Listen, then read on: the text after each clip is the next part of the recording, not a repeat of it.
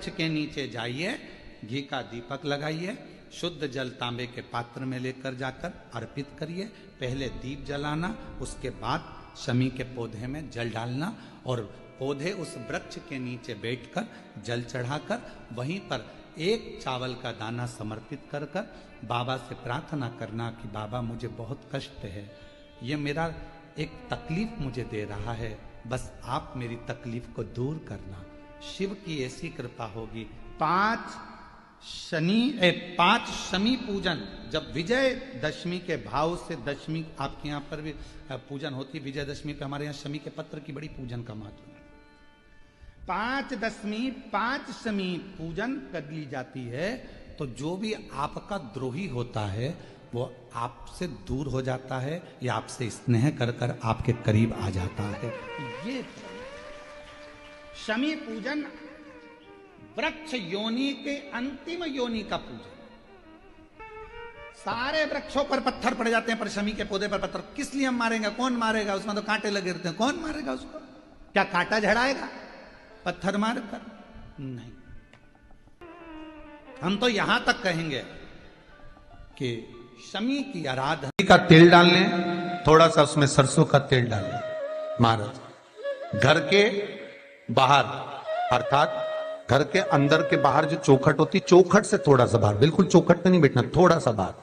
9वीं तिथि के दिन शाम के 6 से 6:30 के बीच में 21 बार जो व्यक्ति बीमार रहता है उसके सिर से नीचे की ओर श्री नरसिंह भगवान का स्मरण कर कर, जिस अधिक मास में जिस तिथि को उतारा कर रहे हो उस तिथि का नाम लेकर, उस अश्विन अधिक मास का नाम लेकर, जो व्यक्ति का उतारा कर रहे हो उसका नाम और गोत्र लेकर 21 बार जो उतार कर उस दिए को घर के ही चौखट पर रख देता है, उस व्यक्ति की बीमारी छूट जाती है महाराज। वो रोगीला नहीं रहता, रोग से ग्रस्त नहीं रहता, दवाई गोली उसकी छूटती है।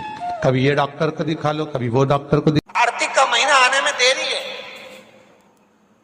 और आपका कोई काम उलझ रहा है, आपका कोई काम ऐसा है जो बहुत दिन से उलझा हुआ है, चाहे वो कोर्ट कचहरी का हो, चाहे वो किसी से जुड़ा हुआ हो, और वो नहीं हो रहा।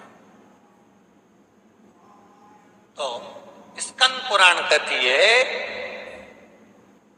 हमारे खंड में भी वर्णन है शिव महापुराण, कि किसी भी नवमी को आप आंवले के पेड़ के नीचे घी का दिया लगाकर, मौली मतलब हाथ में जो नाड़ा बांधते हैं, लच्छा, मौली, लच्छा, नाड़ा, हाथ में बांधने वाला पूजन वाला धागा लाल, घी का दिया लगाकर 5 परिक्रमा आंवले के वृक्ष की कर लीजिए और परिक्रमा कर कर धागे को वहीं पर छोड़कर थोड़ा सा धागा और अलग से लेकर किसी टहनी पर उसको कामना कर कर बांध दीजिए महाराज। 10वीं तिथि को, 9वीं को तो ये करो कि 10वीं को वापस जाकर आंवले के पेड़ के नीचे घी का दिया लगाइए और जो धागे की आपने टहनी पर जो धागा बांधा है उसको खोल कर ले आइए, अपने हाथ पर बांधकर उसी धागे को पहनकर अपने काम के लिए निकल जाइए, आपको सफलता प्राप्त हो जाएगी। स्कंद पुराण में आंवले के वृक्ष का बड़ा महत्व है महाराज। वृक्ष में जो गोंद लगती है वो ब्राह्मण हत्या का निश्चय है। पृथ्वी पर जो वृक्ष लगते हैं और वृक्ष में जो गोंद लगती है वो ब्राह्मण हत्या का अंश है। बंजर भूमि ब्राह्मण हत्या का अंश है। इसलिए हमारे यहाँ शास्त्र कहता है, तुम्हारे बहू का अगर जापा होए, बहू की डिलीवरी होए, बहू को संतान होए, तो खूब घी में गोंद तल तल कर खिलाओ। पर जन्माष्टमी, रामनवमी पर भगवान का प्रसाद तैयार करो तो उसमें गोंद मत डालना, क्योंकि उसमें